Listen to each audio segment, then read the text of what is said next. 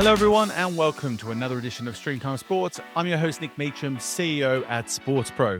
Now this week's edition of the podcast is where we'll take a deeper look into the strategy of the Bundesliga. Now the Bundesliga is the German domestic football league and has long impressed in its approach in growing and maximising its visibility and revenue from international markets outside of Germany. To learn more about this and their strategy and approach, I got the chance to speak with their CEO, Naubert, on stage at the Sports Pro Media Summit in Madrid, where we got into how they distribute and produce their matches and how they ultimately maximize the value of their rights through different approaches across the globe. One market we looked at is, of course, the United Kingdom, where they have partnered with a host of YouTube channels, mix of broadcasters and streamers to maximize their visibility in a market that has long been difficult to generate significant media partnerships and media rights revenue for anyone not named the Premier League. Pierre gives some interesting insights in their approach and their decision-making, and I think it's worth a listen for anyone looking to grow and develop their media rights strategy in such a complex media environment that we operate today. Okay, so, well, that's enough for me. It's time for me to hand over to me talking to Naubert of the Bundesliga International. Hello, everyone. I'm excited about this final session, Per. I've been waiting for this all event. So glad you could join us and fly in last night to share us an insight on the Bundesliga after we've heard quite a bit about some of the other leagues and teams in the previous session. So let's start with, for those that aren't familiar necessarily, been paying close attention, what exactly is Bundesliga's international strategy? How would you summarize it? First and foremost, thanks a lot to you and your team for inviting me, having me, and thanks to all of you for turning up. It's a pleasure, much appreciated. Coming back to your question, what's our strategy? So when we start discussing about the strategy, we look at the ultimate objective first, and our ultimate objective is maximizing revenues by building brand equity. I think this is very important to bear in mind, and also to exactly in that kind of sequence, building brand equity first, because then usually revenues follow. How do we do that? We position the Bundesliga as football as it's meant to be. Real, authentic, pure football. And I think hopefully everybody in this room and even globally agrees with that Bundesliga has a very unique stadium atmosphere in the stadium. It has by far the lowest ticket prices. It has the highest audience on average for the Bundesliga itself. On average, we create or draw roughly like 42,000 per match day, which is even above the Premier League. And even our second Bundesliga is on eye level with our Italian and Spanish first league friends. So that describes, I think, best how how our position is currently in regards to the stadium atmosphere. But off the field, we also have very unique and very traditional clubs. You know that we have this 50+1 rule, which really sets us apart.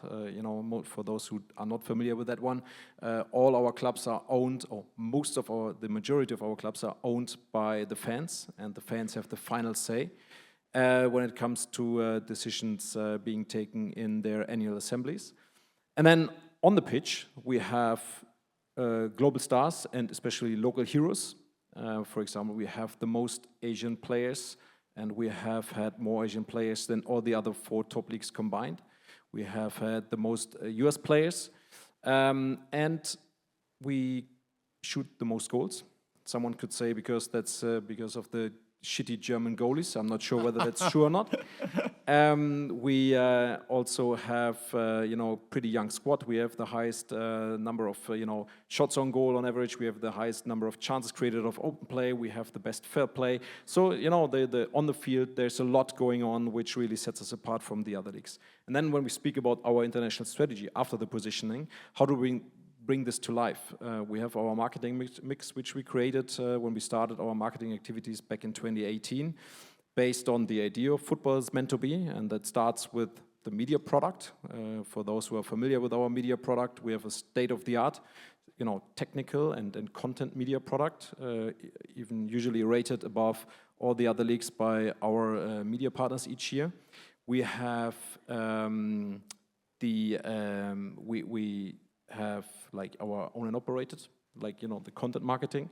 We have third-party digital partners like content partners or creators, a network of more than 100 creators globally. We work a lot in terms of experiential marketing. We do have lots of grassroots activities such as the Bundesliga Dream or the Bundesliga Common Grounds. And we do a lot in PR and then also working with many other sports organizations and corporations such as the NFL, for example, or many other football leagues and football associations. And then how do we bring this to life actively is we have 8 offices in total globally to support our thinking, like think global, act local, and have an amazing team around which really smells, breathes, lives. Football is meant to be every day. So one of the things that you've got some clear USPs, but equally when you're talking to broadcasters in other markets internationally, maybe across Asia and so forth, the differentiation between other, say, European top leagues is probably difficult for some of them to digest. Things like the higher numbers of US players, Asian players, etc. Has that been something that the Bundesliga has somehow been able to facilitate, or has it just been a byproduct of how things have played out that you now are able to lean into that ratio? When we look into the main drivers for fandom, across our fan funnel, but also ultimately then in terms of revenues, players are one part of it. And yes, that's a key driver for revenue. Not across each and every country, because in some countries it's kind of a given, or it's kind of a hygiene criterion. But especially when we talk about markets like Indonesia or Colombia, Spanish-speaking Latin America, we see significant impact by individual players, such as when we take Luis Diaz, who was transferred to Bayern at the beginning of this season. We see as of today kind of a 4x of ratings already. We saw just his announcement video on our own operated was seen by more than 60 million people. And when we speak about Kevin Dix, it's a 2x in terms of ratings, and we saw an uplift in regards to our global social media followership of 12%, and the club he's playing for, Borussia Mönchengladbach, saw an uplift of 16%. So you can immediately measure and see the value of those players. However, that does not account, for all markets in the same way, but it definitely helps. So when you're seeing an uptick like that, I'm always fascinated by this. A few other the big leagues I've had similar conversations with. When you see an uptick like that, because of particularly because of the athletes that have joined, that bring that extra layer of storytelling and awareness to the league, how are you then able to turn that into commercial value? Because ultimately that's what you need to maximize the opportunity. You can't just let it take care of itself for a while. So if you're seeing this uptick in numbers, how do you then make the most of it? I mean, there's no, let's say, blueprint, there's no magic formula, but I mean, ratings and love for the Bundesliga, let's say the number of people increased across the fan funnel subsequently translates into revenue increase. Because, I mean, it's a very easy equation, which I think is valid for the last 30 years, that the more people watch, the more people like, the more people are interested in the league. Obviously, the higher the value is. And then it's in the end, it's on us to find the right, commercial setup and the best packaging, the best pricing in order to, create the highest value. So one of the other things that you have as a USP, from what I've understood previously, is effectively that, say, the product is packaged up, ready to go. In terms of you manage all the broadcast production, all the technology is largely in-house, like glass to glass as part of it, which has been a phrase we've heard here many times over the years. Just talk a bit about that and how important is that as a bigger enabler as I think it is, in terms of saying to a broadcaster, we're going to be able to give this to you and it's ready to go from day one. Yeah, it's definitely a differentiator. It definitely helps us to set us apart from other football leagues, but also from other sports organizations in the discussions with our media partners or even prospects. And it really helps drive value. because, as you said, the glass-to-glass strategy puts us in the position that we can tackle the value chain wherever we want. We can do whatever we want in order to also service our media partners where they need it, when they need it, how they need it. And for those who are not 100% familiar with the glass-to-glass strategy, it's the fact that we as a Bundesliga own the entire value chain from live production up to adding value by data with our subsidiary or sister company Sportec Solutions, which generates 150 million data points per match, first and second league, which obviously helps enhancing the value of our product, be it through additional match facts or also helping our media partners to do better analytics or analysis. And then we have our own content house, DFL Digital Sports, which produces, the commentaries, but also everything in addition to the live match, like all our shoulder programming, which is state of the art in football. Last but not least, we also have then the Bundesliga International, which I represent as one of 50. We do the distribution, but also the marketing, and all this is then also supported by some of our partners. So taking a partner like ServiceNow, which we added in this summer, but especially even more AWS, whom we won an award last night together with. You did indeed. Thanks a lot for this. AWS is an amazing partner, and they are deeply rooted into our entire ecosystem. So it's really a win-win situation which we create, because they really elaborate and leverage us as a communication platform, while we jointly grow together in regards to tech projects. And just to name a few, they helped us to set out 16 additional match facts, with which we, I think, took football analytics to a completely different level, copied by pretty much all the other leagues, our friends. And then we also, create a lot of value with them in regards to content.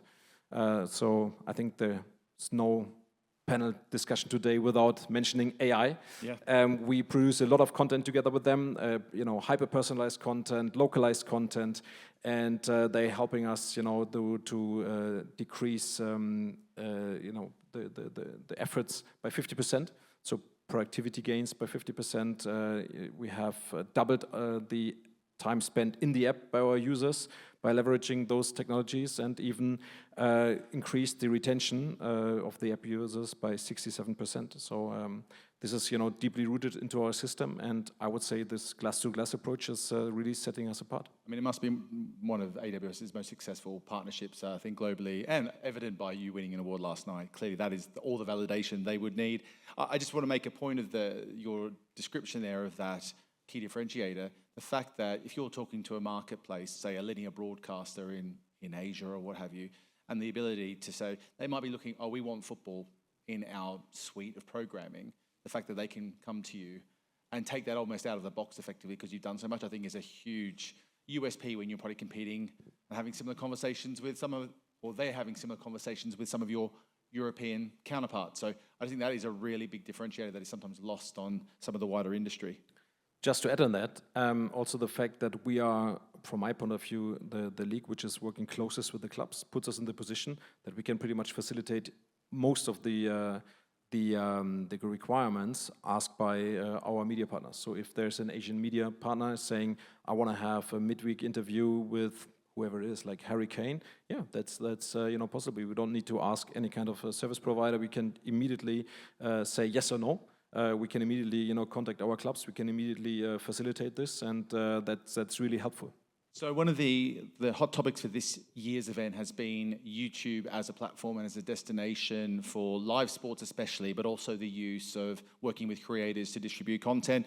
It grabbed a lot of headlines, particularly across the industry and definitely in the UK, when you partnered with a couple of different interesting array of partners in the UK to distribute your live matches across that marketplace. Sky was one of the partners again, but Mark Goldridge and also the Overlap podcast were two partners that I think caught a lot of people by surprise when you took that approach. Now, not the first time, you have actually taken a YouTube creator-led approach from what I understand, but definitely from a Western market perspective was very, very interesting. Just talk us through the strategy or maybe the decision to pull that lever.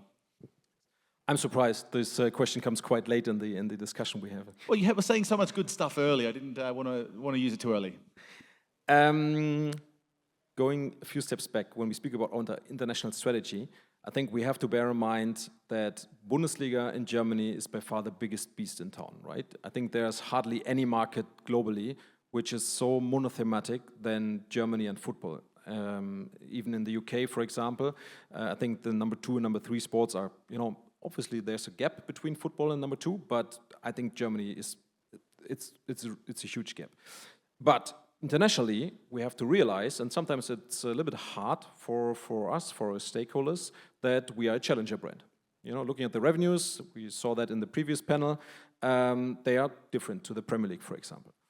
And that puts us in the position that when we go into our markets, that we need to think differently. We need to think a little bit more progressive. We need to find additional opportunities. And as I said before, one part of our marketing mix is obviously our media strategy, because that brings us in a position to figure out, do we go for a huge reach approach, or do we rather follow the revenue approach, or do we try to combine it, whatever it is. And then when we did our homework, as we do for every market, it's not a very UK specific process. When we did our homework for the UK, we came to the conclusion that a mix of different providers or different partners would really a very compelling one, because that would help us to truly drive eyeballs while still maintain very significant and good value for us. Naturally, the UK market is Premier League centric, and obviously they scoop up a lot of the media rights revenue that exists in that market, and Sky's made a big commitment to them and to the EFL and the lower leagues within the UK.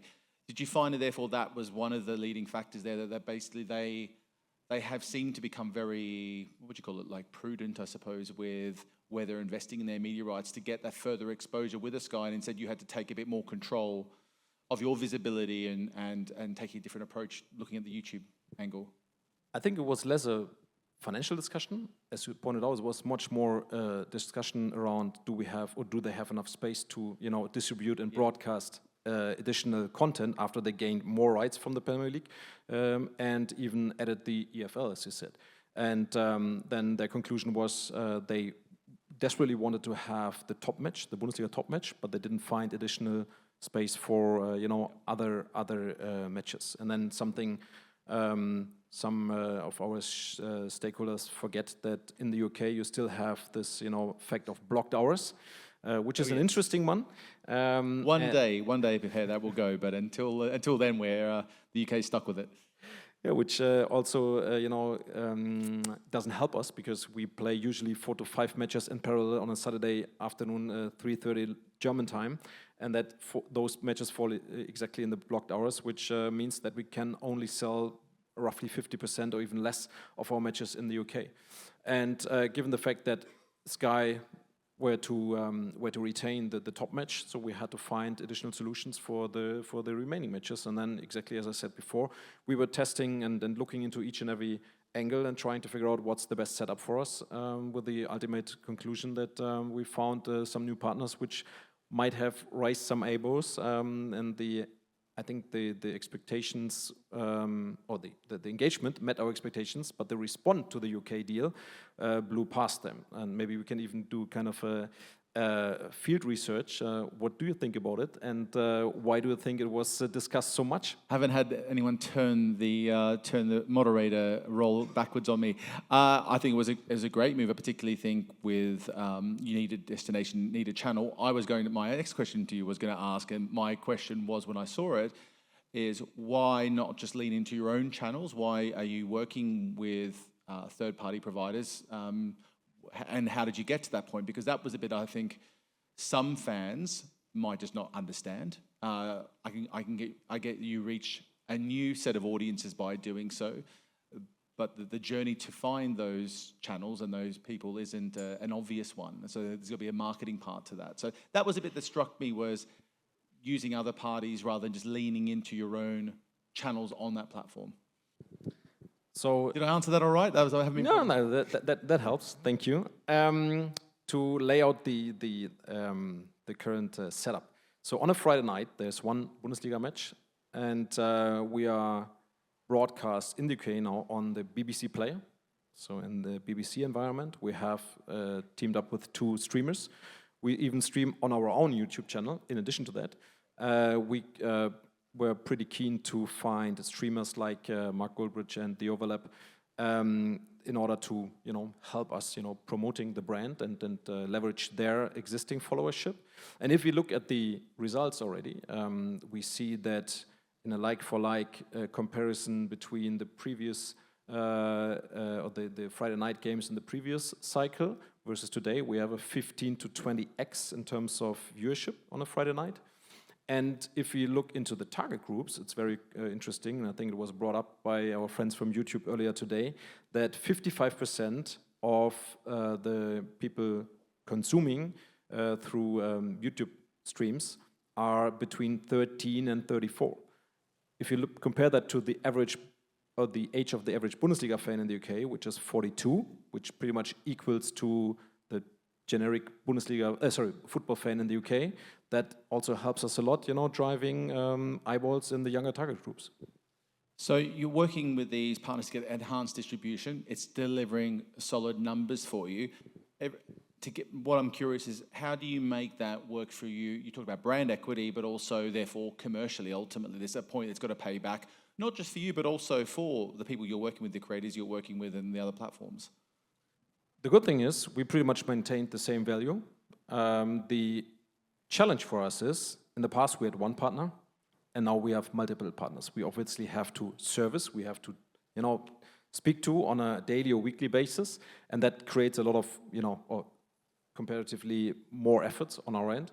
But I think it's for the better of the Bundesliga in the UK.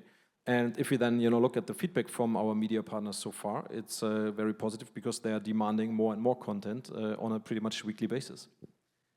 So just the one thing that's curious about the distribution there is Mark Goldbridge does his own version. It's a pretty good piece of production that he lays onto it. With The Overlap, it's a straight distribution of the existing feed. Was that something you talked to them directly about, rather than adding their own flavor to it? Because we've seen those that do add more depth to the production do get a lot more value, particularly out of YouTube. Yes, I mean, we discussed, we had always kind of a threesome discussion, YouTube, the streamers, and us, and discussed which would be the best way forward. And I think it's it always depends on the target group, but in the end, I think for us it's very valuable if Mark Goldbridge adds his own flavor to it. Why not the decision to say roll out direct to consumer in that market in a heavy way, and lean into your own and operated channels, given your pedigree of producing great tech powered solutions? I mean, we do have our own OTT offering and in other markets, but the assessment, the thorough process we had gone through really came with the result of this setup would be put us in a better position. All right, so a couple of questions before we wrap up, not only for this session, but indeed for the event. Let's go to the top one there. At league competitiveness is one of the key factors in international appeal. Bayern is a touch Bayern heavy. So Bundesliga is a touch Bayern heavy. Is this something you are looking into for international growth? Can you make any difference there on what happened on the field? That's how that question sounds.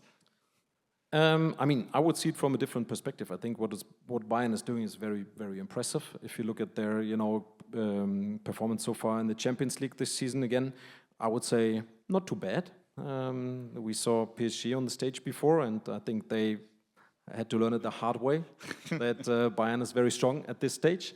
And Bayern is a trailblazer for us internationally, while clubs like Borussia Dortmund, Bayer Leverkusen, VfB Stuttgart, Eintracht Frankfurt, they are doing a lot internationally as well. So it's a very compelling setup we have, and clubs are really supporting us as a league and vice versa.